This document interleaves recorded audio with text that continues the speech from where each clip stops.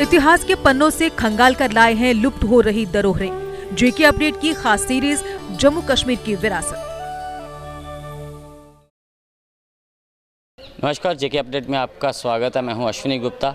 जम्मू कश्मीर की विरासत कार्यक्रम में आज हम आपको लेके आए हैं जम्मू के जीजीएम साइंस कॉलेज में। यहां पर क्यों लेके आए हैं? क्योंकि बहुत से अगर बात करें तो अधिकतर जम्मू शहर के लोग ये चीज़ नहीं जानते हैं कि जीजीएम साइंस कॉलेज में जम्मू कश्मीर के साथ पूरे भारत की विरासत जमा है। कहाँ पर है ये विरासत? आइए आपको दिखाते हैं। यहाँ पर जो एक विरासत यहाँ रखी गई है, लेकिन उस विरासत की अभी मौजूदा समय में क्या कंडीशन है, ये हम अगर बात करें तो यहाँ मेरे पीछे एक म्यूज़ियम आपको नज़र आएगा। ये लिखा हुआ है यहाँ पर पीजी डिपार्टमेंट ऑफ जियोलॉजी। इसी के अंदर वो म्यूज़ियम है और चलिए आपको दिखाते हैं। भारत एक ऐतिहासिक व विशाल देश है। इस देश पर सदियों से कई आक्रमणकारियों ने हमला किया और लूटा, लेकिन इसके बाद भी ये देश मजबूती से अपने पैरों पर खड़ा है। जबकि आज ये देश अपने इतिहास और संस्कृतियों को बचाने का प्रयास कर रहा है। देश की सभ्यताओं की झलक आज भी इस देश के संग्रहालयों में मिलती है। आज भी भारत में ऐसे अनेक संग्रहालय हैं जिनका दौरा किए बिना भारत की सांस्कृतिक इतिहास या भूविज्ञान की जानकारी अधूरी ही रहती है। अगर आप भी भारत की प्राचीन संस्कृति, मान्यताओं या इतिहास व जीवों के बारे में जानना चाहते हैं तो इन संग्रहालयों में ही इनका जवाब है। ऐसा ही एक संग्रहालय मौजूद है जम्मू के जीजीएम साइंस कॉलेज के जियोलॉजी विभाग में। संस्थान में स्थापित छोटा सा ये संग्रहालय भ्रमणकर्ताओं व संस्थान में आने वालों, विशेषकर कॉलेजिएट छात्रों में बेहद लोकप्रिय हो सकता था, पर प्रशासनिक उदासीनता के कारण आज इस संग्रहालय के खजाने से 90% जम्मू कश्मीर के लोग ही अनजान हैं। हालांकि इस संग्रहालय की स्थापना का मूल उद्देश्य छात्रों व जन साधारण को भूवैज्ञानिक प्रक्रियाओं से अवगत कराने के साथ उनका ध्यान संस्थान की विशिष्ट उपलब्धियों की ओर आकृष्ट कराना भी है। आपको बता दें कि भूविज्ञान विभाग को 1907 में भारतीय भूविज्ञान के जनक प्रोफेसर DN वाडिया FRS द्वारा स्थापित किए जाने का सम्मान प्राप्त है। ये प्रेसिडेंसी कॉलेज कलकत्ता के बाद भारत का दूसरा सबसे पुराना विभाग है। यहाँ पीजी की पढ़ाई पाठ्यक्रम 1920 के दशक में शुरू हुई, लेकिन 1959 में बंद हो गई। नेकपियर टीम और जम्मू विश्वविद्यालय की निरीक्षण समिति के सिफारिशों पर एक बार फिर से जीजीएम साइंस कॉलेज में पीजी पाठ्यक्रम 2004 में शुरू किया गया था।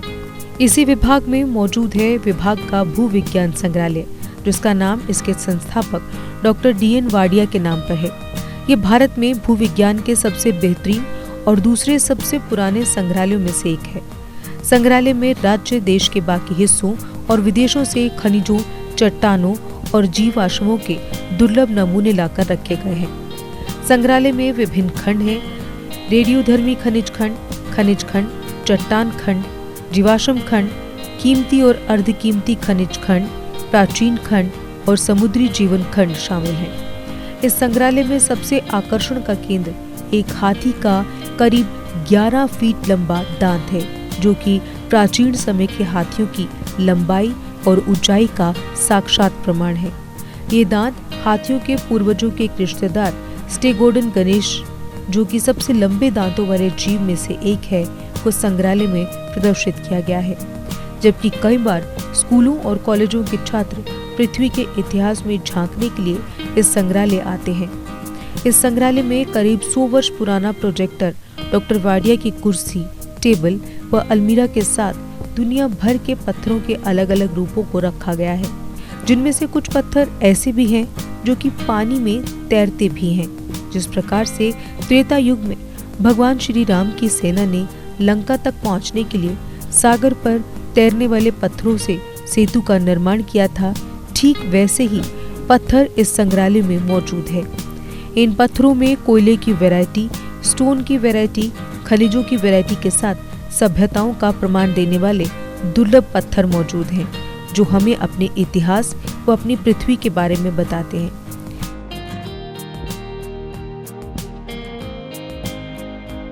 हमारे साथ यहाँ पर मौजूद हैं HOD geology GGM science college Jammu. इनसे हम जानेंगे इस म्यूज़ियम के बारे में। तो डॉक्टर साहब थोड़ा सा बताएं कि इस म्यूज़ियम के बारे में। एक्चुअली डिपार्टमेंट ऑफ जियोलॉजी जो है वन ऑफ द ओल्डेस्ट है, ये नॉर्थ इंडिया में है। ये 1905 से यहाँ पर जियोलॉजी पढ़ाई जाती है। इसके जो फाउंडर हैं जिनको हम father of the Indian geology भी कहते हैं, D.N. वाडिया, उन्होंने ये जो है जियोलॉजिकल म्यूज़ियम बनाया हुआ है। और इस म्यूज़ियम में जो है एक तरह के पूरे जो अर्थ हिस्ट्री जो होती है, जब से अर्थ बनी है तब से अब तक एक जियोलॉजिकल रिकॉर्ड जो है वी कैन से मेंटेन हुआ है, जिसमें उसके फॉसिल्स भी हैं, जिसमें प्लांट फॉसिल्स हैं, जिसमें वर्टिब्रेट इनवर्टिब्रेट फॉसिल्स भी हैं। उसके अलावा यहाँ पे जो है अलग अलग एजेस के रॉक्स भी हैं। उसके अलावा यहाँ पर एक क्या कहते हैं मिनरल्स भी हैं, और मिनरल्स हैं, रॉक मिनरल्स हैं, रॉक्स हैं, जो कि थ्रू आउट इंडिया में टाइम टू टाइम कलेक्ट हुए हैं। इसके अलावा यहाँ पे और भी फॉसिल्स हैं, जैसे शार्क के टीथ हैं, जो वाडिया साहब के दौर में यो एक्सचेंज करके बाहर के कंट्री में, जैसे लंदन में किसी के कोलैबोरेशन से एक्सचेंज करके लाए हुए हैं। तो आप देखेंगे इसमें कि ज़रा म्यूज़ियम में ले चलते हैं। यहाँ पे जो है ऊपर ये वाडिया साहब का फ़ोटो लगा हुआ है, Wadia museum of the geology जो है वो लिखा हुआ है। जब जैसे हम इसमें एंटर करते हैं तो सबसे पहले यहाँ पे जो एलिफेंट का एक टस्क है यहाँ पे दिखेगा, जो जगती से वाडिया ने अपने स्टूडेंट के साथ जो है वो कलेक्ट किया था। ये अराउंड 1912 के आसपास है जब ये बना था। तो यू कैन से ये जो फीमर है इनका, ये जो है पार्शियल द स्टेगोडन गनीशा जो एलिफेंट का एक स्पीशीज़ था उसका, और इसकी लेंथ आप देखेंगे, इस पर फोकस करेंगे आप, 11 फीट जो है लगभग इसके जो है वो लेंथ है। और काफ़ी देर तक it was one of the largest जो टस्क था पूरे वर्ल्ड में। उसके बाद कहीं बाहर भी, जैसे लंदन में कहीं, इससे भी बड़ा टस्क जो है वो मिला है। तो ये एक बहुत ही इम्पॉर्टेंट एक फीचर्स है इस म्यूज़ियम का। इसके अलावा जो है हमारे यहाँ और भी कुछ ऐसे मिनरल स्पीशीज़ हैं यहाँ पे जो रेयर हैं, जो कि टाइम टू टाइम जो है वो कलेक्ट हुए हैं, जो सेमी प्रेशियस स्टोन है। लेकिन ये सिर्फ बच्चों के स्टडी के लिए ही हम जो है वो यूज़ करते हैं। यहाँ पे अभी तो जैसे इसमें हमारे पास एक स्टोन भी है जिसको प्यूमिस कहते हैं, जो फ्लोटिंग स्टोन है। अगर इसको पानी में डालते हैं तो वो तैरता है। जैसे कहते हैं कि जो क्या कहते हैं रामचंद्र ने जो पुल बनाया था, तो वो पानी में ऐसा पत्थर था जो तैरता था। तो वाकई में ऐसे पत्थर होते हैं जो पानी के ऊपर जो है वो तैरते हैं, जिनकी स्पेसिफिक ग्रेविटी पानी से और लो स्पेसिफिक ग्रेविटी होती है, वो पानी में तैरते हैं। तो इस तरह की कलेक्शंस जो है हमारे पास जो है। उसके बाद हमारे पास एक और है, एक्चुअली इस वक्त डिपार्टमेंट जो है क्लोज़ हुआ तो वो हम दिखा नहीं पाएंगे आपको। हमारे पास एक फ्लेक्सिबल सैंडस्टोन भी है जो कि बेंड होता है। ये भी एक रेयर टाइप का एक पत्थर है यू कैन से, जो कि बेंड होता है, it shows the bending character. तो उसके बाद जो है हमारे पास ये जो है सी लाइफ है, जो जिसमें हमारे यहाँ पर देखेंगे आप तो ये जो है शार्क के टीथ भी हैं, जो जैसे मैंने कहा कि ये बाहर से एक्सचेंज करके लाए हुए हैं। उसके बाद मेट्योराइट्स सुना होगा कि जो बाहर से जो है अर्थ पे फॉल करते हैं, जिस मेट्योराइट्स जो रॉकी टाइप के होते हैं, वो जो है कुछ कलेक्शंस है यहाँ पर। बाकी यहाँ पर देखें ये जो है वो कोरल्स के हैं, different types of the coral जो सी में ग्रो करते हैं, उनके फॉसिल्स हैं। उसके बाद और भी जैसे आप देखेंगे जो गैस्ट्रोपोड्स के फॉसिल्स हैं यहाँ पे, ये सारी सी लाइफ को रिप्रेजेंट करते हैं, जो कि बहुत पुराने हैं। आज से तकरीबन ये जो है 100 साल पुरानी जो है ये कलेक्शंस हैं। कोरल्स इसमें तो रिसेंट है ये भी, हाँ। कुछ इसमें बहुत पुराने जो पेट्रिफाइड हो गए हैं, हाँ। जो इधर है ना, ये मिलियंस ऑफ ईयर्स के, ये रिसेंट है जो कोरल्स हैं। ये जैसे इस फील्ड में जाते हैं वो सैंपल उधर से उठा के लाते हैं, तो बाकी ये जो है ये पेट्रिफाइड होके वो बन गए हैं, रॉक बन गए, लेकिन उसका अपना स्ट्रक्चर एज इट इज़ रहता है। उसके अलावा जो हमारे पास और है सैंपल, जैसे यहाँ पे जो बच्चों की स्टडी के लिए, जो कि ज़्यादातर ये जो म्यूज़ियम है इसमें हम बच्चों को पढ़ाने के लिए ज़्यादातर इसके रिसोर्सेज को यूज़ करते हैं। तो ये सारे जो है वो रॉक्स के जो मिनरल्स हैं जो बच्चों को पढ़ाते हैं, वो इसलिए पढ़ाया जाता है कि जैसे हमारे जो मिनरल रिसोर्सेज हैं वो पत्थरों में ही मिलते हैं। जैसे गोल्ड मिलता है, डायमंड मिलता है, सिल्वर, कॉपर, वटेवर जो मेटेलिक सोर्सेज हैं वो रॉक्स में ही होता है। तो वो जो रॉक्स है हम यहाँ पढ़ाते हैं, उनके करैक्टरिस्टिक्स जो है बच्चों को पढ़ाते हैं हम कि अगर ये करैक्टरिस्टिक्स रॉक्स हैं तो इसमें क्या मिनरल रिसोर्सेज जो है वो मिलने की संभावना होती है। इसलिए उस रॉक्स को डिटेल में, उस रॉक फार्मिंग मिनरल्स को हम डिटेल में बच्चों को समझाते हैं कि ताकि वो जब फील्ड में जाते हैं तो उनको पता चले कि यहाँ पर किस तरह के रॉक्स हैं और इस रॉक्स में किस तरह के मेटल रिसोर्सेज जो है अवेलेबल हो सकते हैं। क्या यहाँ पर ऑयल मिल सकता है, क्या यहाँ पर जो है गैस मिल सकता है, क्या यहाँ पर कोयला मिल सकता है, क्या यहाँ पे गोल्ड मिल सकता है। वो तभी बता सकता है बच्चा जब उसको इस रॉक्स के बारे में जो है उनको पूरी कंप्लीट नॉलेज हो, और वो नॉलेज जो है हम यहाँ पे जियोलॉजी जो है पढ़ाने के बाद उनको जो है वो आती है। तो उसके बाद यहाँ पर देखेंगे आप, यहाँ पर जो है और मिनरल्स भी हैं हमारे पास, जिससे हम जैसे मेटल जो है वो एक्सट्रैक्ट करते हैं, जैसे कॉपर है, आयरन है, कोबाल्ट, निकल वगैरह, जो इनसे एक्सट्रैक्ट करते हैं। These are, we can say these are the raw material from which we extract the metal content. तो इस तरह से है। उसके अलावा जो है हमारे पास जो है और भी जैसे rare kinds of the features जो होते हैं। अगर आप इसको देखेंगे आप तो देखने में छोटा है, लेकिन ये बहुत ज़्यादा हैवी है ये।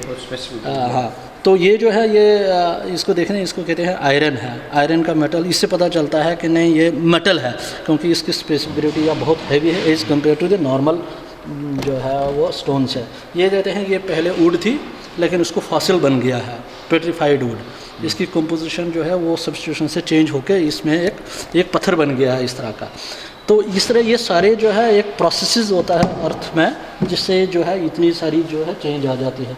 जैसे हम कहते हैं बच्चों को, जैसे क्रिस्टल सिस्टम में पढ़ाते हैं फिज़िक्स में, तो हम बच्चों को क्रिस्टल मॉडल दिखाते हैं, इसमें लकड़ी के मॉडल या प्लास्टिक के। लेकिन जियोलॉजी में हम उनको नेचुरल जो क्रिस्टल्स जो है वो दिखाते हैं। जैसे ये हेक्सागोनल क्रिस्टल जो है, ये बच्चों को पढ़ाते हैं how the crystals are formed in nature. जैसे ये वाले हैं, जैसे हम कहते हैं हेक्सागोनल क्रिस्टल सिस्टम, तो क्वार्ट्ज की हम बड़ी एग्जांपल देखते हैं कि ये जो है वो हेक्सागोनल क्रिस्टल सिस्टम में जो है वो क्रिस्टलाइज करता है। ये वाला जैसे इसमें अगर देखें हम बोलते हैं जी क्यूब में कोई क्यूबिक फॉर्म है या क्यूब है, तो ये क्यूब जो है नेचुरल में ये मिनरल जो है वो ग्रो किया हुआ है। You can say this is the cube, ये नेचर में ग्रो करता है, ये कोई सिंथेटिक वैसा जो है वो नहीं है। ये जो है यहाँ पर ब्रैकियोपोड्स के जो है वो शेल्स हैं। एक एनिमल्स था जो सी में रहता है, तो वो जो है वो प्रिजर्व हो गया इस रॉक में। तो ये एक तरह के इसको हमारे मतलब हाउ वाई वी स्टडी दी, इसको बच्चों को बताने का क्या है। इससे पता चलता कि पहले लाइफ कैसी थी, कैसे इवॉल्व हो गई है। जैसे इंसान आज जैसा है वैसे पहला नहीं था, पहले और कुछ था। तो प्लांट्स या एनिमल्स जो है आज मिलते क्या पुराने कैसे थे, वो कैसे इवॉल्व हो गया, तो उनका एवोल्यूशंस जो है लाइफ कैसे इवॉल्व हुई है, वो जो ये फॉसिल्स होते हैं उनसे स्टडी करते हैं। तो प्रेजेंट तक पहुंचते हैं कि आज कैसा है और पहले जो है वो कैसा था। चाहे वो मैन का एवोल्यूशन हो, चाहे एलिफेंट का एवोल्यूशन हो। जैसे हमें जो आपने टस्क देखा, आज पॉसिबल ही नहीं है कि इतना बड़ा टस्क हो सकता है एनिमल्स का, लेकिन पहले होते थे। आज जो है काफ़ी साइज़ इनका रिड्यूस हुआ है। इसी तरह इसका मतलब है कि एनिमल्स को जो है वो काफ़ी इवॉल्व हो गया। इसको कलर किया गया है? नहीं, एक्चुअली इसको प्रिजर्वेशन के लिए ना इसको ये ऐसे करते हैं, अदरवाइज इट विल डिकम्पोज, इसलिए उसको इस तरह से जो है वो रखा जाता है कि प्रिजर्व करते हैं फॉसिल्स को। तो ये बहुत सारे हमें रेयर फीचर्स जो है हम बच्चों को फील्ड में जो है वो दिखाते हैं, जो कि नेचुरल प्रोसेसेस से जो है वो बनते हैं। इसे हम नेचुरल प्रोसेस भी स्टडी कराते हैं कि कहीं पर रिवर फ्लो, कहीं पर विंड चल रहा है, कहीं पर ग्लेशियर्स हैं। हमें क्या पता चलेगा कि पहले ग्लेशियर्स हुआ करता था यहाँ पर। जैसे कहते हैं कि नहीं, जम्मू में पहले जो रिवर्स बहता था उसकी वजह से ये सेडिमेंट्स जो है जमा हुए हैं, उस पर शहर बसा हुआ है। तो हमें क्या पता है कि ये रिवर्स ने डिपॉजिट किया हुआ ये सेडिमेंट्स जो यहाँ पर पत्थर मिलते हैं। तो वो इन्वायरमेंट को ही इंडिकेट करता है कि इस तरह का अगर पत्थर होगा तो इसका मतलब ये ग्लेशियर से टूटा फूटा है या रिवर ने लाया हुआ है।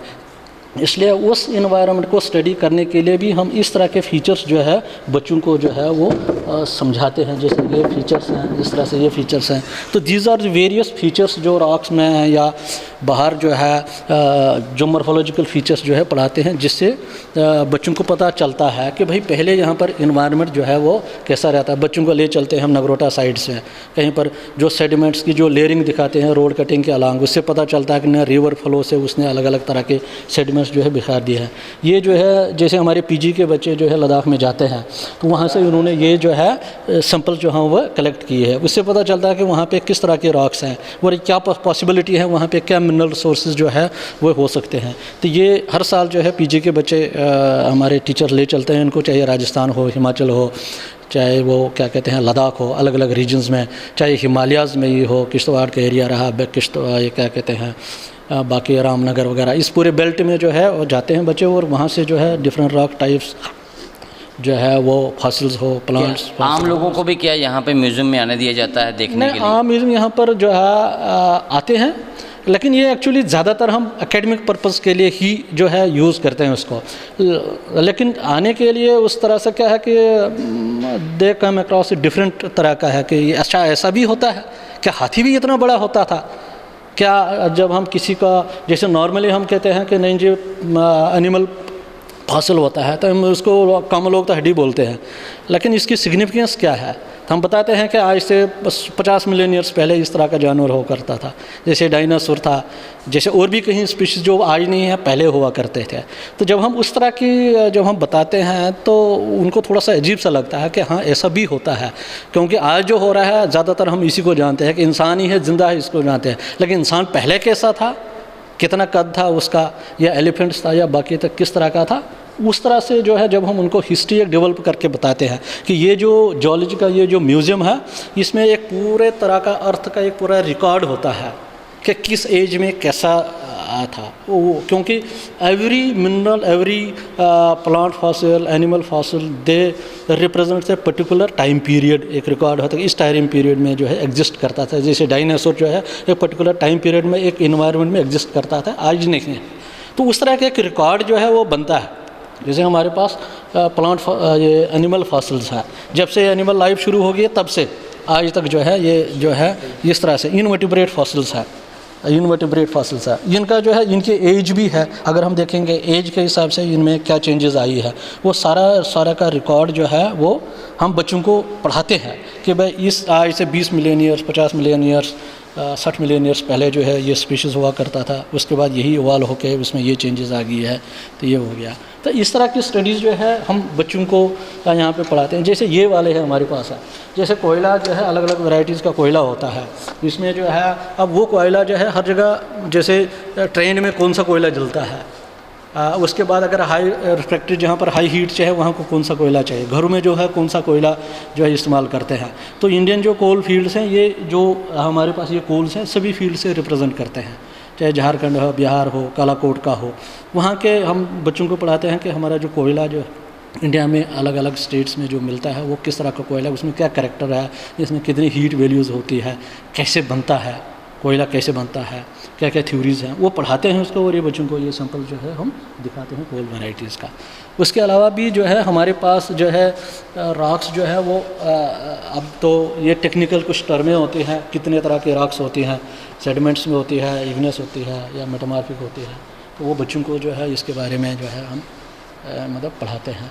तो इसके अलावा अगर इसमें टेक्निकली देखें तो इसमें बहुत सारी, क्योंकि this is the specialised branch, तो अगर कोई टेक्निकल बंदा हो, कोई जैसे जियोलॉजी का हो, उसके लिए बहुत कुछ यहाँ पे मिलेगा। लेकिन कॉमन मैन के लिए जो है कुछ अट्रैक्शंस वाली चीज़ें भी हैं, जो कि अभी जो रेक्स बंद हैं, टाइम हो गया है, अदरवाइज़ उनको बहुत इंटरेस्टिंग फीचर्स जो है वो हम दिखाते हैं उनको। एलिफेंट्स का है, उसके बाद शार्क्स के टीथ हैं, जैसे कुछ सेमी प्रीशियस स्टोन्स हैं, उसके बाद कुछ मिनरल जो है वो जब ग्रो करते हैं तो जैसे उनके कुछ डिफरेंट से फीचर्स बनते हैं, वो जो है वो बहुत अट्रैक्टिव लगते हैं। जैसे हम सेमी प्रीशियस स्टोन्स जो है हम जो यूज़ करते हैं as a semi precious gemstones, तो वो भी हमारे पास जो है सिंथेटिक कुछ हैं दिखाने के लिए कि भाई जो है ये देखो इतनी वैरायटीज़ के सपोज हमारे पास सफ़ायर है वो कैसा दिखता है, डायमंड जो है वो कैसा दिखता है, सिंथेटिक उसके करैक्टरिस्टिक्स क्या है, उनको दिखाने के लिए हमारे पास जो है सेकेंडरी टाइप है, मतलब ओरिजिनल नहीं है। तो बहुत सारे ऐसे फीचर्स हैं जो लोग जो बाहर, खासकर यहाँ पर जो NRIs बहुत आते हैं, क्योंकि उनको पता है कि जियोलॉजी डिपार्टमेंट में यहाँ पर बहुत सारी चीज़ें जो है देखने को मिलती हैं। तो जिनको भी जियोलॉजी से इंटरेस्ट है तो वो यहाँ ज़रूर आते हैं। हमारे पास एक लॉग बुक भी है, जो भी आता है वो अपने रिमार्क्स जो है वो लिख के जो है वो जाता है। और ख़ासकर यहाँ पर जो है वो यहाँ एकेडमिक पर्पज़ से ज़्यादा लोग बच्चे आते हैं, अलग अलग कॉलेजेस से आते हैं, और उसके बाद स्कूलों से भी बच्चे आते हैं जो है इस म्यूज़ियम को देखने के लिए। But mostly this is for the academic purpose के लिए, बच्चों के लिए बहुत सारी चीज़ें जो है यहाँ पे जो है, क्योंकि थोड़ा सा कुछ सरप्राइजिंग होता है, जो चीज़ें न कॉमनली बच्चे उनको न देखने को मिलता है और न कहीं बुक्स में इनको पढ़ने के लिए मिलता है, वो जो है इस म्यूज़ियम में बहुत अच्छा है। Because this is the one of the oldest, ये तब बना है, ये बिल्डिंग ही 1907 में बनी है। 5 ही बिल्डिंग थी कॉलेज में जो 1907 में बनी है, तो दिस जियोलॉजी डिपार्टमेंट जो है वन ऑफ द 5 बिल्डिंग्स था जो कि सबसे पहले जो हुआ था। और वाडिया जो है, जहाँ तक वाडिया साहब की बात है, तो father of the Indian geologist जाता है, और he was the minimal adviser of the prime minister Jawaharlal Nehru उस वक्त जो था, और उसको जो है उसको बहुत सारे अवार्ड्स भी मिले हैं, और उनके नाम पे एक स्टैम्प भी बनी है, पोस्टेज स्टैम्प, जो हमारे अभी भी जो है वाडिया चैम्बर में जो है वो लगाई हुई है। तो he was great personality, geologist, एक GSI में भी रहा, जियोलॉजिकल सर्वे ऑफ इंडिया में, यहाँ पे एज HOD भी रहे हैं। उसके बाद हिमालय में पूरी जो है उन्होंने जो है वो रिसर्च की है अपने स्टूडेंट्स को लेकर। उसके अलावा इस ये जो डिपार्टमेंट है, इसमें क्या है कि इसमें लिटरेचर भी बहुत पुराना है। 100 साल 150 साल पुराने जर्नल्स हमारे पास पढ़े हुए हैं, जो वाडिया साहब उस दौर में जो है वो पढ़ते थे। अगर हम इस चैम्बर में देखेंगे थोड़ा कि यहाँ पे जो लिटरेचर है कितना पुराना जो है रिकॉर्ड, 1856-57 का रिकॉर्ड जो है यहाँ पर है। ये जर्नल्स हैं जो वाडिया साहब जो है पढ़ते थे। इनमें पूरी जो जियोलॉजिकल जो रिसर्च है हिमालयाज़ की हो थ्रू आउट इंडिया जो है वो इसमें जो है वो दिया है। ये देखिए आप, ये सारा जो है। उसके अलावा हमारे पास जो है उस वक्त जो है कौन से इंस्ट्रूमेंट वो यूज़ करते थे हमारे पास, जैसे हमारे पास जो है ये वाला है, जैसे ये वाला है, जिसको जो है प्रोजेक्टर होता था, माइक्रोस्कोप होता है, प्रोजेक्शन माइक्रोस्कोप, पोलराइज्ड माइक्रोस्कोप। आज जो है छोटी छोटी माइक्रोस्कोप जो है आती हैं जो सबको पता है, लेकिन आज पहले जो है वो पोलराइज्ड माइक्रोस्कोप इस तरह से होते थे, और वो ये जो है एक प्रोजेक्टर हुआ करता था। ये मतलब 100 साल से भी पुराना है, आज जो यूज़ में है। तो एंटीक जो है ये बहुत पुराने हैं, जो वाडिया साहब के दौर में मीन्स के 1912 के आसपास जो है ये चीज़ें जो है यूज़ होती है। ये जो चेयर है ये वाडिया साहब की ही चेयर है, इन पे फोटोग्राफ रखा हुआ है, ये है। और ये जो ये वाला है वाडिया साहब का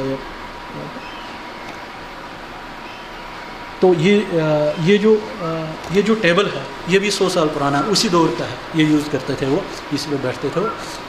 ये वाला, ये अलमीरा जो है ये भी बहुत पुरानी है, ये 100 साल पुरानी नहीं है, लेकिन उसी के दौर की है, 60-70 साल पुरानी है। ये जो पोस्टेज स्टैम्प जिसकी मैं बात करता था, तो वो पोस्टेज स्टैम्प जो गवर्नमेंट ऑफ इंडिया ने इशू की थी, तो ये जो है वो पोस्टेज स्टैम्प जो है वो यहाँ पे हमने लगाया।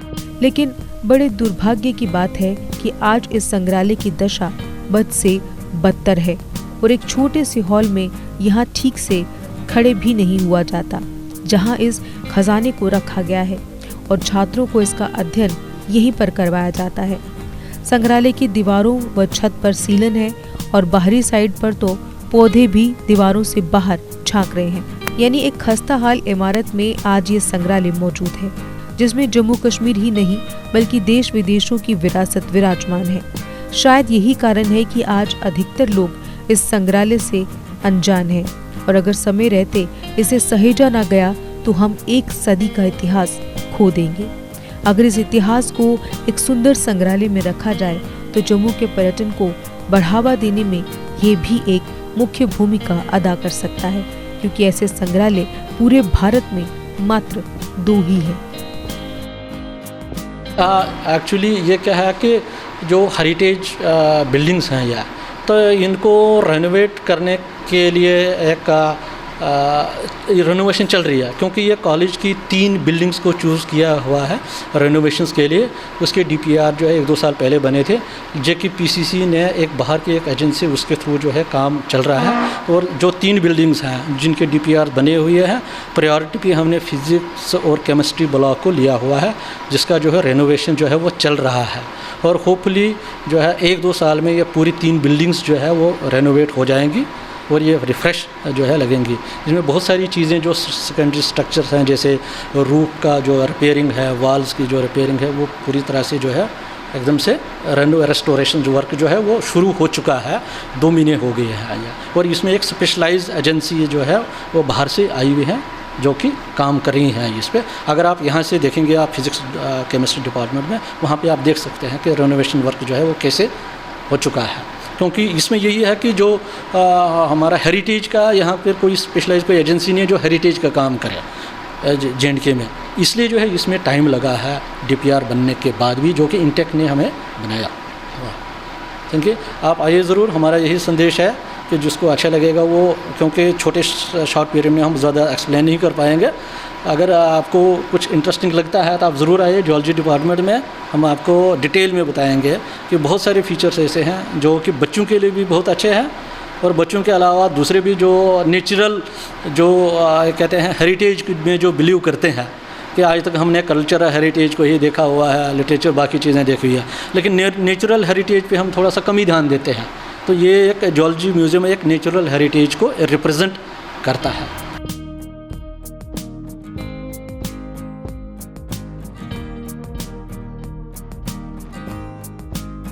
तो आपने म्यूज़ियम अंदर से देखा, हमने आपको दिखाया, और लेकिन बाहर का भी आपको हाल हमने दिखा दिया है कि जिस बिल्डिंग के अंदर ये म्यूज़ियम बनाया गया है, हालांकि आम लोगों के लिए ये म्यूज़ियम नहीं खोला जाता है, सिर्फ छात्रों को पढ़ाया ही जाता है, लेकिन इस बिल्डिंग की इतनी खस्ता हालत हो चुकी है कि ये बिल्डिंग कभी भी गिर सकती है। अगर हम कहें तो इस बिल्डिंग को अगर अनसेफ कहा जाए तो गलत नहीं होगा। तो इसी पर बात करने के लिए हमारे साथ यहाँ पर मौजूद हैं डॉक्टर सतवंत सिंह रेशम जी, जो कि स्तंभ लेखक भी हैं और हेरिटेज कंजर्वेशन पर काफ़ी कुछ उन्होंने लिखा है। तो डॉक्टर साहब ये बताएं कि जो म्यूज़ियम है साइंस कॉलेज के अंदर, इसकी जो आज हालत है, इसके लिए कौन जिम्मेदार है? देखिए अश्विनी जी, आपने बहुत ही बड़ा एक टॉपिक उठाया है, और अगर इस म्यूज़ियम की बात करें, दुनिया भर में इस म्यूज़ियम का नाम है, और अगर मैं हिंदुस्तान की बात करूं तो नेचुरल हेरिटेज को लेके जो ख़जाना इस म्यूज़ियम में है उसका कहीं मुकाबला नहीं है। लेकिन अगर बात जहाँ से आपने शुरू की है कि बिल्डिंग की क्या हालत है, आपने देख ही लिया। मैं हेरिटेज को लेके अलग अलग इश्यूज़ पे लिखता हूँ, काम भी करने का मौका मिलता है। काफ़ी दुख होता है जब मैं ऐसी बिल्डिंग्स देखते हैं जिसके अंदर ख़जाना पड़ा है, और लेकिन उसके हालात ऐसे हैं कि डर लगता है कहीं हम ये ख़जाना खो ना जाएँ, कभी कोई ऐसा मिसहैप ना हो जाए। आपने देख ही लिया कैसे बिल्डिंग में सीपेज के पॉइंट्स बने हुए हैं, अंदर से जो कंस्ट्रक्शन है उसकी रेस्टोरेशन, कंजर्वेशन, प्रिजर्वेशन की तरफ ध्यान नहीं दिया जा रहा। आपको मैं एक चीज़ बताना चाहूँगा, जहाँ तक मेरी नॉलेज है, इस बिल्डिंग को रिस्टोर करने के लिए DPRs कुछ काफ़ी पिछले सालों से तैयार होके कंसर्न्ड अथॉरिटीज़ को सबमिटेड हैं, लेकिन उस पर काम नहीं हुआ। कौन जिम्मेवार है मैं नहीं जानता, लेकिन मैं ज़रूर चाहूँगा कि इस पर काम किया जाए ताकि जम्मू में जो ये एक ख़जाना दुनिया भर को दिखाया जा सकता है, और इसके बाद अगर इसे टूरिज़्म मैप पे लाया जाए तो मुझे लगता है बहुत ही बड़ा एक ये पॉइंट बन सकता है टूरिज़्म पर्सपेक्टिव, क्योंकि जम्मू की इकॉनमी टूरिज़्म पे भी डिपेंडेंट है। तो मैं इतना ही कहना चाहूँगा कि इसे जल्दी से जल्दी खूबसूरत बिल्डिंग बनानी चाहिए ताकि इसका हम जो नई जनरेशन है उसको भी बढ़ावा दे सकें, उन्हें जो कल्चर, हेरिटेज, म्यूज़ियम की जो एक आर्ट होता है उसकी तरफ मिले। क्योंकि आजकल के बच्चे आप देखते हैं सिर्फ मोबाइल और वीडियो गेम्स तक ही रह गए हैं। म्यूज़ियम वगैरह में जाएं, अपने धरोहर को समझें, तभी वो समझ पाएंगे एक समाज, जो पूरा समाज होता है, उसकी क्या कंट्रीब्यूशन यूथ की आने वाले वक्त में भी रह सकती है। तो कहीं ना कहीं डॉक्टर साहब ने जो बातें कही, बहुत ही सही बातें कही हैं। इन्होंने बताया है कि किस प्रकार से इसका संरक्षण करने की ज़रूरत है। ये एक विरासत है, अगर हम बात करें तो इस विरासत को सहेजने की ज़रूरत है। हालांकि सहेजा गया है लेकिन उस प्रकार से नहीं। इस विरासत से अगर हम बात करें तो जम्मू शहर के अधिकतर लोग अनजान हैं। तो जम्मू कश्मीर के अगर हम कहें 90% लोग इस विरासत से अनजान है, तो ये गलत नहीं होगा, क्योंकि इसका उस प्रकार से प्रचार ही नहीं किया गया। लगातार आज हम बात करें तो हमारी जम्मू कश्मीर की जितनी भी विरासतें हैं वो धूल फांक रही हैं, और कहीं ना कहीं ये जो GGM साइंस कॉलेज के अंदर ये म्यूज़ियम बना हुआ है, आज इसकी भी दशा कुछ ऐसी ही है। तो इस विरासत को भी सहेजने की ज़रूरत है, सरकार को जागने की ज़रूरत है, ताकि इसको एक बढ़िया म्यूज़ियम बनाकर जनता के लिए खोला जाए, ताकि लोग अपनी इस विरासत से रूबरू हो सकें, जान सकें कि ये हमारी विरासत क्या थी और आगे कैसी विरासत अपने बच्चों को हमने देके जाना है। तो जम्मू कश्मीर की विरासत कार्यक्रम में फ़िलहाल इतना ही। फिर मिलेंगे एक और विरासत के साथ। मुझे अश्विनी गुप्ता को, कैमरामैन शम्मी थापा के साथ दें इजाज़त। आप जुड़े रहें JK अपडेट के साथ। JK अपडेट रहे हमारे साथ। अगर आप ये वीडियो YouTube पर देख रहे हैं तो हमारे YouTube चैनल को सब्सक्राइब करें और बेल आइकन को क्लिक करें। अगर आप ये वीडियो Facebook पर देख रहे हैं तो हमारा Facebook पेज लाइक जरूर करें। For advertisement please contact 7051091811।